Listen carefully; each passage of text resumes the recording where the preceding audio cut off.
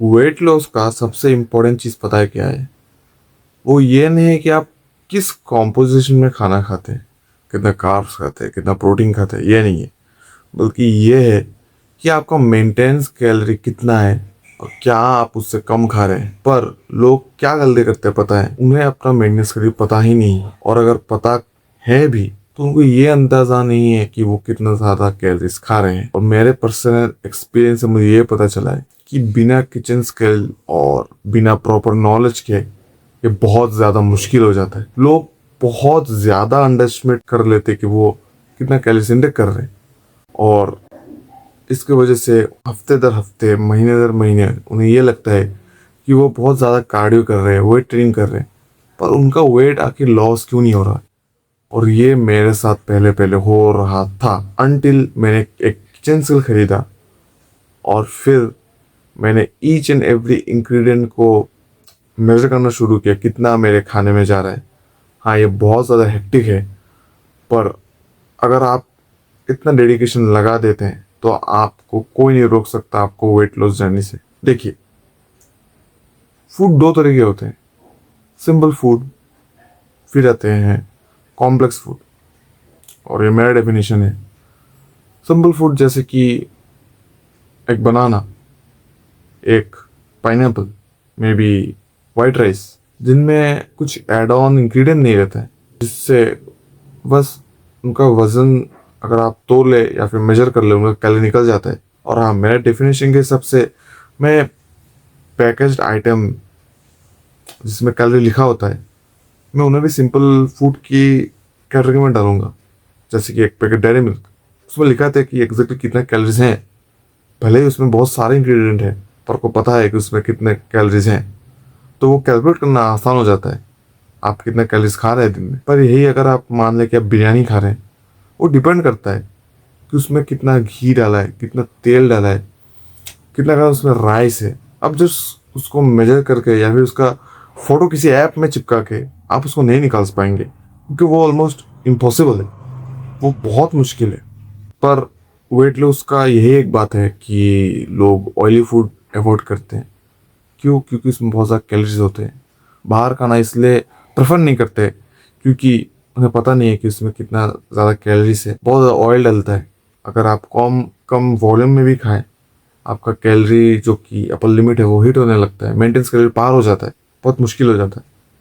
इसलिए weight loss के दौरान, एटलीस्ट इन इंडिया में, तो मैं यही प्रेफर करूँगा कि आप घर में खाएं, अपने हिसाब से खाएं, रेगुलर फूड खाएं। रोज़ एक ही आइटम खाने की बात तो मैं नहीं करूँगा, फिर भी कुछ एक सिलेक्टेड आइटम रहे जो आपको पता हो कि उसमें कितना कैलोरी जा रहा हो। कि at the end of the day complex food को आप रोज़ तो नहीं गिन सकते, वो एक बहुत टायरिंग और सेल्फ एटिंग प्रोसेस बन जाएगा। आपको आपको मज़ा नहीं आएगा, आपको गुस्सा आ जाएगा आप क्या कर रहे हैं।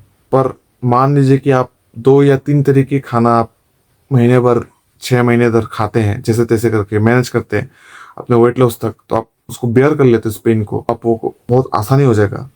और फूड की वैरायटी को बढ़ाने के लिए आप ज़्यादा फूड को भी ऐड कर सकते हैं, पर वो टोटली आप पर डिपेंड करता है। फिर आता है प्रोसेस पे। सिंपल फूड के लिए तो देखिए बहुत इजी है। अगर आप ओट मिल खाते हैं, ओट्स माप लीजिए, फिर मिल्क माप लीजिए, फिर कितना फ्रूट्स है वो माप लीजिए। फिर फ्रूट में भी एक बात आ जाता है कि मैंगोज वगैरह, उन सब में अगर गूगल में सर्च करेंगे कि 100 ग्राम मैंगो में कितना कैलोरीज रहता है, उसमें कंफ्यूजन आता है कि उसमें सीड ले या फिर ना ले। जैसे कि मैंगो को आप होल मैंगो को कैलकुलेट करें तो उसमें सीड भी रहता है, तो उसके लिए आपको क्लियरली मेंशन करना होगा कि 100 ग्राम मैंगो पल्प, फिर उससे सीड रिमूव हो जाएगा। पूरा डीप जाना चाहे तो मैं तो पूरा मैंगो खाने के बाद सीड तक को मापता था उसको हटाने के लिए। और कॉम्प्लेक्स फूड के लिए जैसे आप 400 ग्राम चिकन लिया, तो आप हड्डी तो माप नहीं सकते। अगर बहुत ज़्यादा अगर आप दुकानदार माप भी सकते हैं, पता नहीं। जनरली जनरली आप गूगल में सर्च करके आपको मिल जाएगा कि 400 चिकन ब्रेस्ट में कितना प्रोटीन, कार्ब्स और कैलोरीज रहते हैं। उस हिसाब से आप दुकान में मपवा लीजिए कि कितना रहता है, कितना वो नहीं रहता है। फिर आप फिश के लिए भी सेम कर सकते हैं, और 2-3 आइटम ऐसा निकाल सकते हैं कि वो कितना जाता है। सबसे इंपॉर्टेंट बात आती है ऑयल में। ये गेम बना सकता है फिर बिगाड़ सकता है। 10 ml ऑयल में 100, लगभग 100, 90 to 100 कैलोरीज रहते हैं। मतलब अगर आपने 2-3 चम्मच भी इधर उधर कर दिया तो आपका दिन का कैलोरीज बिगड़ सकता है। उस चीज़ को अवॉइड करना बहुत मुश्किल हो जाता है। और अगर आप खुद अपना फूड को प्रिपेयर नहीं करते तो उसको जानना और भी ज़्यादा मुश्किल हो जाता है। तो मैं तो क्या करता था कि मैं अपनी मम्मी से पूछता था कि आपने कितना ऑयल डाला है, उस वॉल्यूम का पानी लेता था, फिर उसको मेजर करता था। हाँ, वो एक्यूरेट नहीं होगा क्योंकि पानी का डेंसिटी, वेट, वॉल्यूम सेम नहीं होगा, पर फिर भी एक अंदाज़ा मिल जाता था। और मैं थोड़ा बढ़ा के कैलरीज पकड़ लेता था कि वो थोड़ा मतलब मैं थ्रेशोल्ड अपना जो लिमिट है कैलोरी का उससे कम ही रहूँ, ऐसा करता था। आप भी यही कीजिए कि हाँ, पूछ लीजिए कि इतना तेल गया होगा तो आप उतना पानी माप लीजिए, या फिर डायरेक्ट तेल निकाल के माप के फिर से तेल को अंदर डाल लीजिए, नहीं कीजिए। उसमें कितना आलू गया पूछ लीजिए। हाँ, बहुत मुश्किल है पर डुएबल है। अगर आप डेडिकेटेड है तो आप कर सकते हैं। और अगर आपने कुछ दिन ये कर लिया फिर आपको अंदाज़ा लग जाएगा कि इतना जाएगा, फिर आपको उतना करना नहीं पड़ेगा। और आप फिर इनको इंस्ट्रक्शन दे दीजिए कि इतना ही खाइए, इतना ही दीजिएगा। और अगर आपको लगता है आपका हाउस होल्ड में इतना ये आपको करना मुश्किल है, फिर तो आपको जैसे एड ऑन इंग्रेडिएंट जैसे आलू वगैरह आपको शायद छोड़ना ही हो, क्योंकि वो आप माप नहीं सकते। और अगर आपको लगता है कि आपके हाउस होल्ड में ये भी नहीं सुना जा रहा है कि कितना ऑयल जा रहा है, कितना वो नहीं जा रहा है, और आपको बहुत मुश्किल है, तो लेट्स बी वेरी ब्रूटल, शायद आपको वो बंद करना पड़े, आपको कोई और पाथ लेना पड़े, या फिर आपको आईबल करना होगा कि अंदाजा से कितना हो सकता है। आपको देखना होगा खाने बनाने वक्त कितना तेल जा रहा होगा। और अगर 5 लोग खा रहे हैं तो आपको एक एस्टिमेटेड डिवाइड बाई 5 करना होगा टोटल वेट का, वरना आप एस्टिमेट नहीं निकाल पाएंगे। फिर आपको उस हिसाब से आपको उसका जो इंग्लिश उस करी रहता है उसका, वो आपको छोड़ना होगा क्योंकि उसमें बहुत ज़्यादा ऑयल रहता है। शायद आपको वो मीट खाए, पनीर खाए, वो खाए, तो उसको शायद हो सके छोड़ना पड़े, क्योंकि ऐसा मतलब ऐसा सिस्टम है कि आप उसको मेजर नहीं कर पा रहे।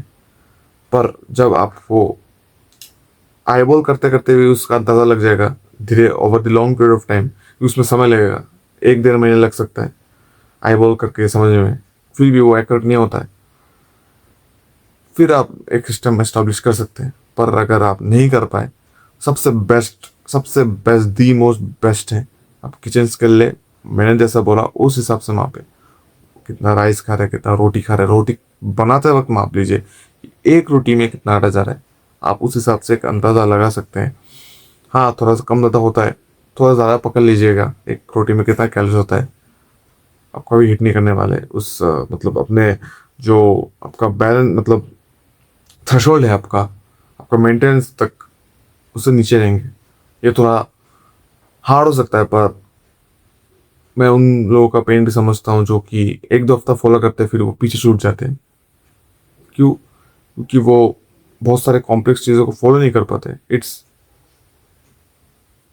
ऑनेस्टली बेटर टू लाइक एक ही झटके में कर ले वेट लॉस, या कि रेदर देन कि वो उसको बार बार कंटिन्यूस करते रहे।